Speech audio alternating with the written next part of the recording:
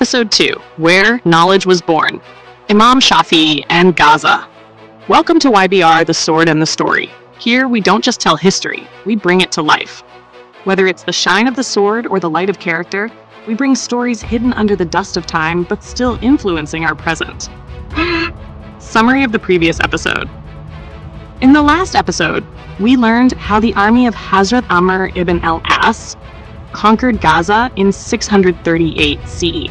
It was the moment when Gaza heard the Adhan, call to prayer, for the first time, when the flag of Tawheed, oneness of God, was raised, and the system of Islamic justice was established.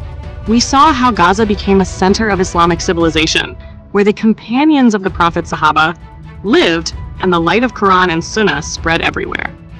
Introduction to the story. In this episode, we meet the star who illuminated not only Gaza, but the entire Ummah, Muslim community. The child born in the soil of Gaza, who later became the shining example of knowledge, jurisprudence, and character, known as Imam Shafi'i. This episode is about knowledge, literature, sincerity, and sacrifice. Let's learn how an intellectual revolution began from the land of Gaza.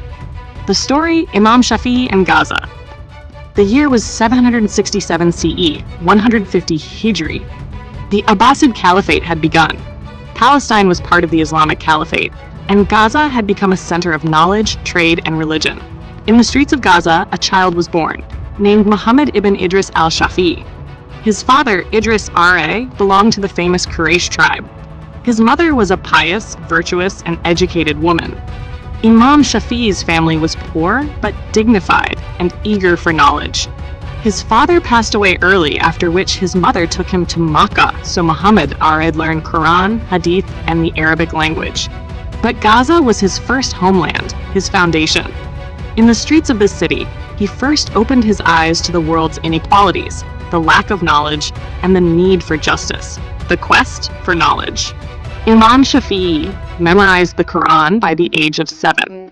He then studied jurisprudence, fiqh, hadith, grammar, poetry, and literature.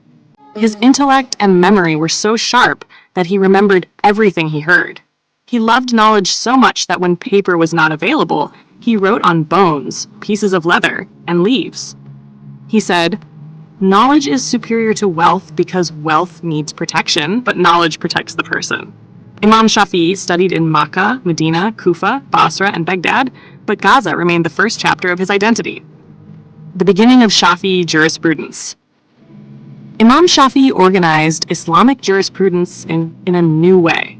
He established a systematic legal methodology based on Quran, Hadith consensus, ijma, and analogical reasoning, qiyas, now known as the Shafi'i school of thought. This school is still followed in Egypt, Yemen, Indonesia, Malaysia, Shafi'i Arab regions, and parts of the Indian subcontinent. The people of Gaza still remember Imam Shafi'i like a beloved son. His teachings still resonate on the land of Palestine. Connection between knowledge and character. Imam Shafi'i's life teaches us that knowledge without practice is nothing. His humility, truthfulness, and trust in Allah are a model for every scholar. He said, "If you acquire knowledge but do not change your character, then that knowledge will become a burden for you."